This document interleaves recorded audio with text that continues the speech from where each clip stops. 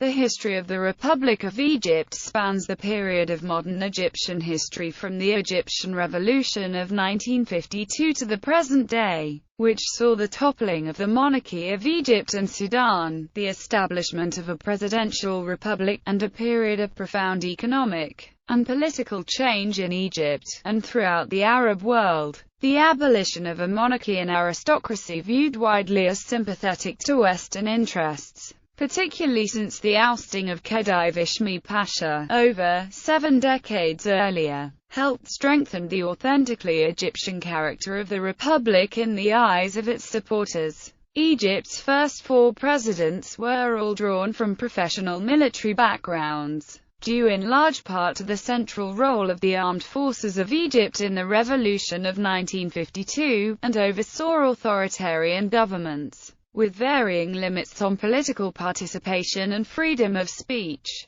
Under Gamal Abdel Nasser, the republic had an Arab socialist government, which changed to a more free market-oriented economy and less pan-Arab orientation with his successors Anwar Sadat and Hosni Mubarak. In 2011, a revolution calling for more freedom overthrew Mubarak. Nasser Era Revolution of 1952. On 22 to 26 July 1952, the Free Officers, a group of disaffected officers in the Egyptian army founded by Gamal Abdel Nasser, and headed by General Mohammad Naguib, initiated the Egyptian Revolution of 1952 with the overthrew King Farouk, whom the military blamed for Egypt's poor performance in the 1948 war with Israel and lack of progress in fighting poverty, disease, and illiteracy in Egypt. In the following 2 years, the Free Officers consolidated power, and, following a brief experiment with civilian rule, abrogated the 1953 constitution, and declared Egypt a republic on 18 June 1953, Mohammad Naguib as Egypt's first president. Within 6 months all civilian political parties were banned, replaced by the Liberation Rally government party. The elite, seeing a need for a transmissional authoritarianism, in light of Egypt's poverty, illiteracy and lack of a large middle class. In October and November 1954, the large Islamist Muslim Brotherhood organization was suppressed and President Naguib was ousted and arrested. He was replaced by Nasser. Nasser remained president until his death in 1970. The revolutionaries wanted an end to British occupation but did not have a unified ideology or plan for Egypt. One issue that many agreed on was the need for land reform. Less than 6% of Egypt's population owned more than 65% of the land in Egypt, while at the top and less than 0.5% of Egyptians owned more than 1/3 of all fertile land. The process of land reform began on the 11th of September 1952, when a law prohibited ownership of more than 200 fedans of land, limited the rental rate for land, established cooperatives for farmers, minimum wages, etc. Nasser evolved into a charismatic leader, not only of Egypt but of the Arab world, promoting and implementing Arab socialism. Suez Crisis and war. When the United States held up military sales in reaction to Egyptian neutrality regarding the Soviet Union, Nasser concluded an arms deal with Czechoslovakia in September 1955, when the US and the World Bank withdrew their offer to help finance the Aswan High Dam in mid-1956. Nasser nationalized the privately owned Suez Canal Company. The crisis that followed, exacerbated by growing tensions with Israel over guerrilla attacks from Gaza or Israeli reprisals, support for the National Liberation Front's War of Liberation against the French in Algeria and against Britain's presence in the Arab world, resulted in the invasion of Egypt in October by France, Britain, and Israel. In 1958, Egypt joined with the Republic of Syria to form a state called the United Arab Republic. It existed until Syria's secession in 1961, although Egypt continued to be known as the UAR until 1971. NASA helped establish with India and Yugoslavia the non-aligned movement of developing countries in September 1961, and continued to be a leading force in the movement until his death. NASA ruled as an autocrat but remained extremely popular within Egypt and throughout the Arab world. His willingness to stand up to the Western powers and to Israel won him support throughout the region. However, Nasser's foreign and military policies were central in provoking the Six-Day War in 1967. Six-Day War. On May 1967, Nasser closed the Straits of Tiran to passage of Israeli ships.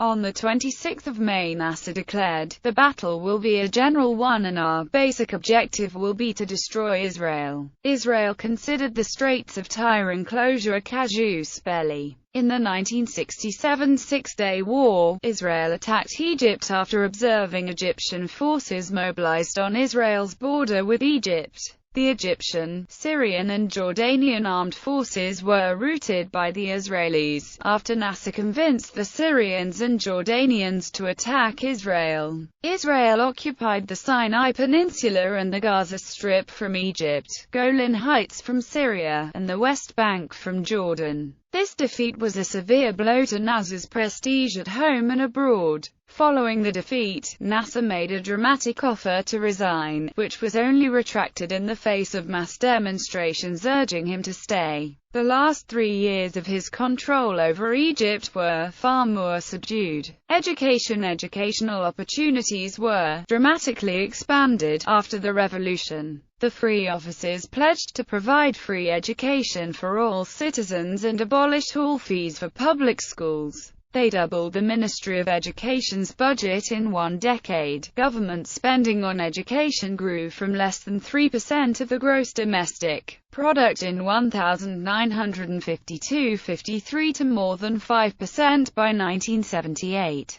Expenditures on school construction increased 1,000% between 1952 and 1976, and the total number of primary schools doubled to 10,000. By the mid-1970s, the educational budget represented more than 25% of the government's total current budget expenses. Siddharth Era. After Nasser's death, another of the free officers, then Vice President Anwar el-Sadat, acceded to the office of the presidency. He was not elected democratically. In 1971, Sadat concluded a treaty of friendship with the Soviet Union, but a year later he ordered Soviet advisors to leave. Nevertheless, up to 4,000 military Soviet advisors were being shared with Syria, and Soviet engineers continued to maintain Egyptian military radar and equipment during the October War. 1973 War. In 1973, Sadat launched the 6th of October 1973 war with Israel. Egypt's armed forces achieved initial successes in the crossing of the Suez Canal and advanced 15 kilometers,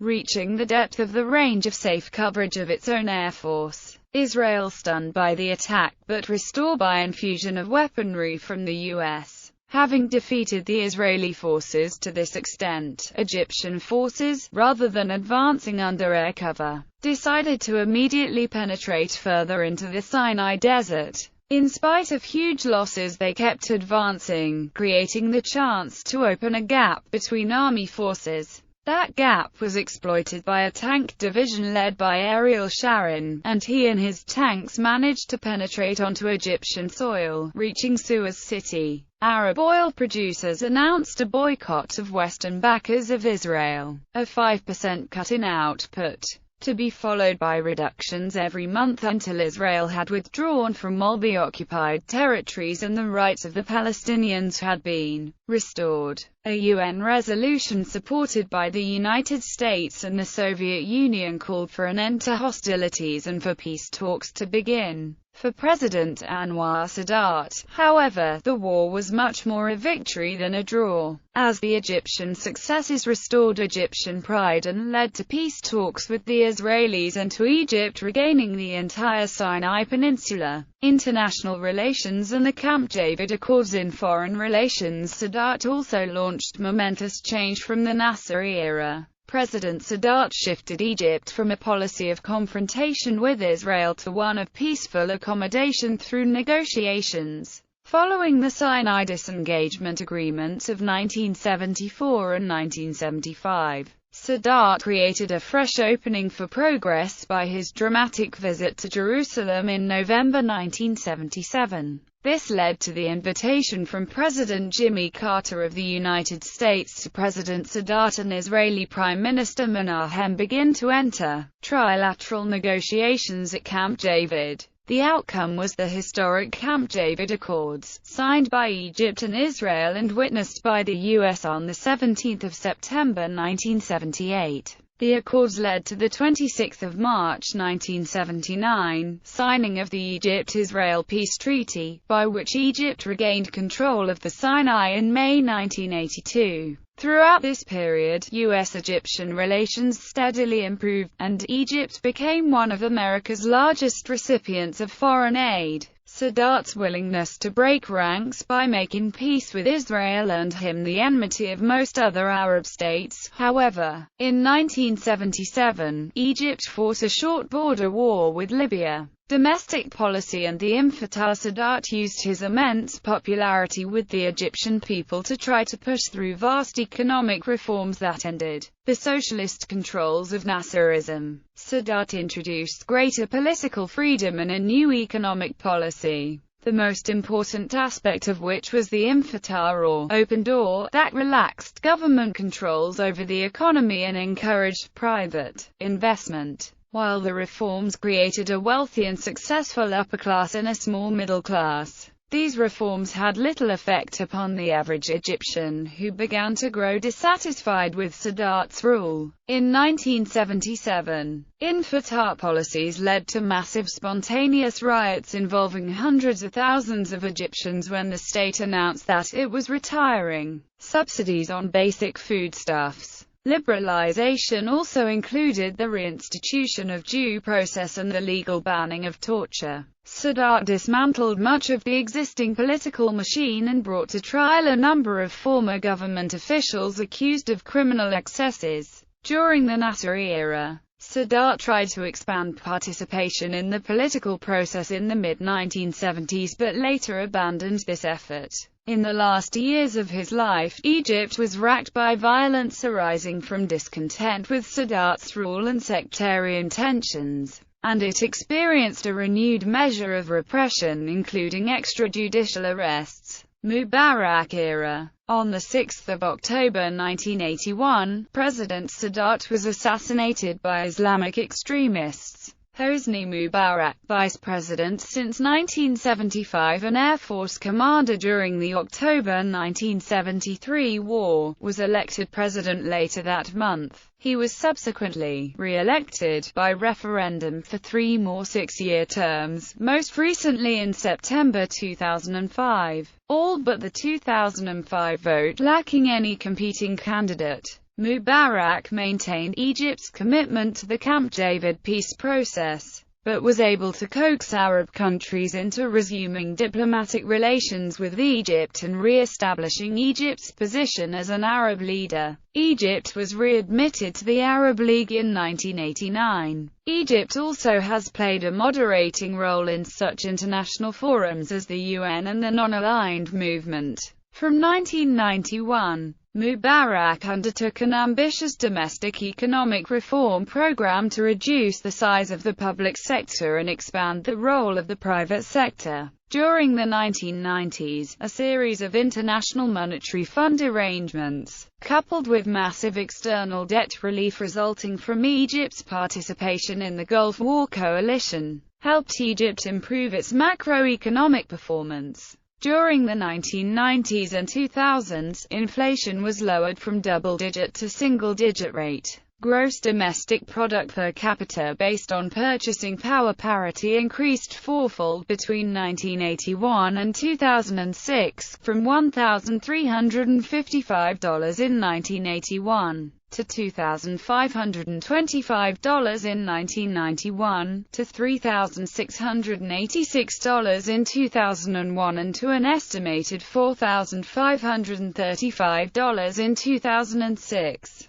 Despite this, most Egyptians suffered a drop in their standard of living. There was much less progress in political reform. The November 2000 People's Assembly elections saw 34 members of the opposition win seats in the 454-seat assembly, facing a clear majority of 388 affiliated with the ruling National Democratic Party. A constitutional amendment in May 2005 changed the presidential election to a multi-candidate popular vote rather than a popular validation of a candidate nominated by the People's Assembly, and on the 7th of September Mubarak was elected for another 6-year term with 87% of the popular vote, followed by a distant but strong showing by Ayman Noor, leader of the opposition Guard Party and a well-known rights activist. Shortly after mounting an unprecedented presidential campaign, Noor was jailed on forgery charges critics called phony. He was released on the 18th of February 2009. Brotherhood members were allowed to run for parliament in 2005 as independents, garnering 88 seats, or 20% of the People's Assembly. The opposition parties have been weak and divided and are not yet credible alternatives to the NDP. The Muslim Brotherhood, founded in Egypt in 1928, remains an illegal organization and may not be recognized as a political party. Members are known publicly and openly speak their views. Members of the Brotherhood have been elected to the People's Assembly and local councils as independents.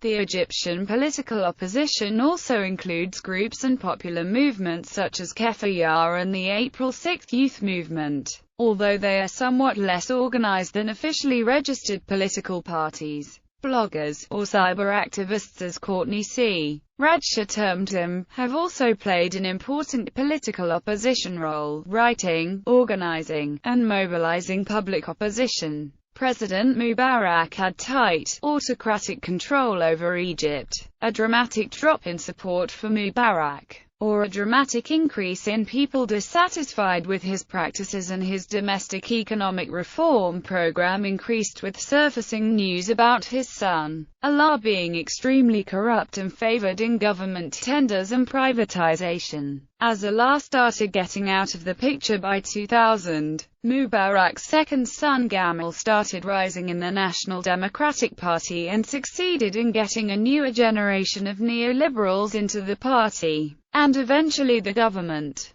Gamal Mubarak branched out with a few colleagues to set up Medinvest Associates Limited, which manages a private equity fund, and to do some corporate finance consultancy work.